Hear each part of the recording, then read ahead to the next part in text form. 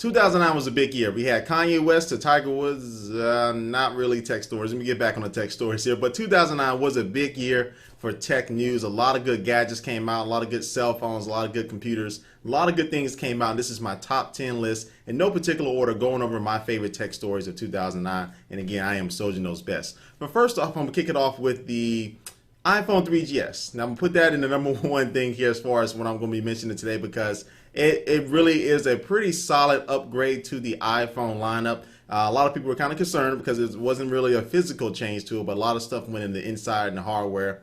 And so it wasn't the biggest leap that the iPhone 3G was coming from the original iPhone, but it was still a substantial leap in order to change the game for cell phone industry once again. That coupled with the 3.0 software update that came not only on that phone but for other phones as well, definitely kicked the iPhone 3GS off to have record sales and did a pretty good job. So the iPhone 3GS did a good thing for tech this year as well. And from there we're going to go over to the Zune HD. The Zune HD kind of was the rebirth of the Zune market from Microsoft, because Microsoft really failed on the Zune for the past few years. I was the original Zune owner. I actually owned a Zune before the iPod, but I haven't bought one after that. After I got my iPhone, the Zune really just didn't interest me. But this Zune HD came out, and it generated a lot of buzz because not only did it feature an OLED screen or OLED screen, however you said, but also it had a pretty good solid design. It had very fast specs. Now, the one thing that is still kind of lacking now is the application store for it. It's a very good MP3 player, very good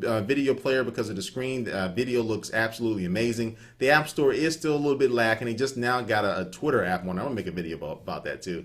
Just now got a Twitter app on it, probably like 4 months after it came out. And it's probably like 10 or 11 apps to it. So they still have some work to do, but from a hardware standpoint, the Zune HD is pretty solid. So Microsoft, I think they hit it right on the head with this one. Hopefully the next generation of Zune HD will feature definitely a lot better marketplace and probably do some other things. Probably a bigger screen will actually help with that as well. Now from there we're going to jump to one of the biggest games of all time, Call of Duty Modern Warfare 2. I myself, I waited out in the line for this game, and I actually spent the extra money, which some people probably question, but I spent extra money to get these doggone night vision goggles that came with it. But that's how good the game was, or how good the package was. Call of Duty did record numbers. I keep forgetting exactly how much it actually sold on the first day of sales. I think it's like 310 million, something like that. Something insane. It's the #1 selling, I guess, consumer electronic product or something of all time. But the game was awesome in itself. The single player was great. Some people say it was a little short, but the single player was pretty good. The multiplayer was off the charts. The best multiplayer game in a while, definitely of this year. Very addictive. And as soon as I get my new Xbox, after my last one just ringed on me, I will be back on Call of Duty. But Call of Duty was one of the biggest games in history, and again, one of the biggest stories of 2009. And let's go to the Droid phone from Verizon. Yes, this is kind of one of the late stories. Just really kicked off late October, early November. The Verizon Droid has really stirred up a lot of news and a new battle between Verizon and AT&T, and kind of Verizon and the iPhone. Now the Droid is definitely based off the Google Android system. It's been touted as the best Android phone to ever been released so far, ever since the original G1. But again, kind of the skeptics are in. They say it is the best, Android phone out there. People are still kind of worried whether it actually tops the iPhone. But a lot of people go back and forth. I'm not going to get into that debate. But the Droid is a nice, solid phone. It definitely generated a lot of buzz itself for it. And Verizon did a good job stirring up the news about it and really get the name out there with their surprising ad campaign. But we'll see how this goes into 2010 with the Droid. Next up, we're going to go from the Droid to the Palm Pre. Another one of these quote-unquote iPhone killers. The Palm Pre was the based off the Palm Web OS. It's a very nice, smooth-looking user interface. It's very usable. It got a lot of background applications. The design of it was all right. Now that, again, like I said, was touted as the iPhone killer. I haven't heard anything really since then about it coming out, but I think the Palm Pre is a solid phone for Sprint users. I still don't think it beats the iPhone, but the Palm Pre really took the direction that I thought the right way for a cell phone company to do that's competing against the iPhone is to not really make ad campaigns targeting the iPhone. They really didn't do a smear campaign like the Droid did, but they just made a campaign showing how good their phone was, and I really appreciated that. And I think that really helped to success Not just trying to, you know, make fun of the iPhone, which it probably would have failed at anyway.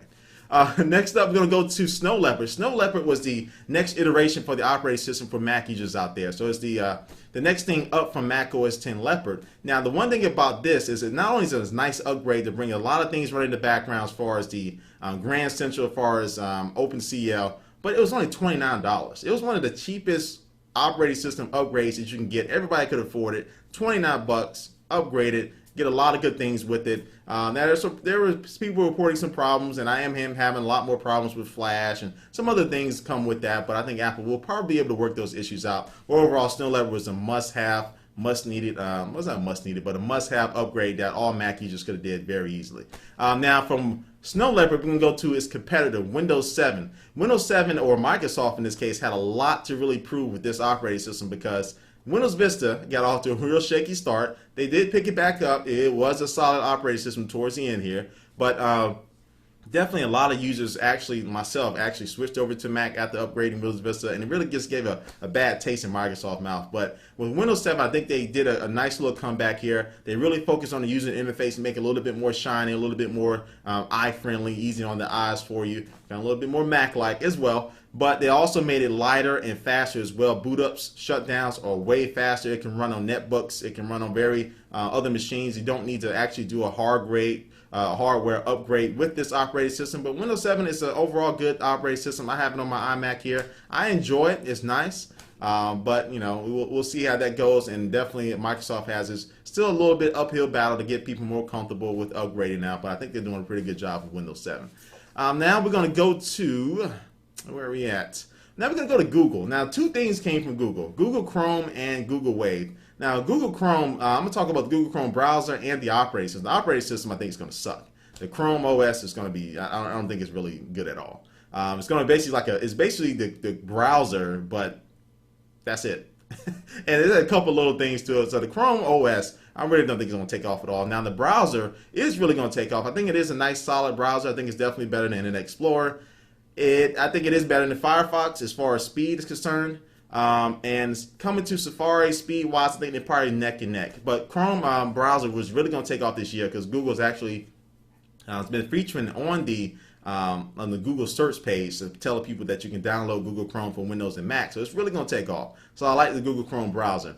And last but not least, that brings us to one of the latest big stories as far as computers, the iMac 27-inch. Yes, I know I do have one. But the iMac 27-inch was a great upgrade to their iMac lineup. The screen, everything was beautiful with it. It's the first quad-core kind of consumer range price point that Mac users can get a quad-core from around the low 2000s instead of going for the Mac Pro, which is definitely mid-high 2000s there. But the iMac 27-inch, really, I think Apple really hit it on the head. Now, there are some issues with it, or there were some issues. They're probably still going on, but not for a lot of people. About screen issues, display issues, all those stuff. Watch my other video if you want to hear about that. But I think Apple just released a firmware update with it that fixes a lot of those things. But I think overall this is still a solid computer, and definitely, hopefully by 2010, they'll have all the kinks worked out of it. But the iMac 27-inch is going to round off my top 10 list of 2009 here. But anyway, I want to know what you think. What are your best tech stories that you think that missed my list, of what you should have been in this list? Leave a comment below, and then we'll make a video response. And I'll probably check them out, and I might do a little rebuttal here and cover some other things that I missed. All right, it's been Soldier Knows Best here. I will see you in 2010, but I'll probably end up making more videos before that. But anyway, thanks for watching. I'll catch you later. Peace. Oh, wait. I forgot something. Oh, Google Wave.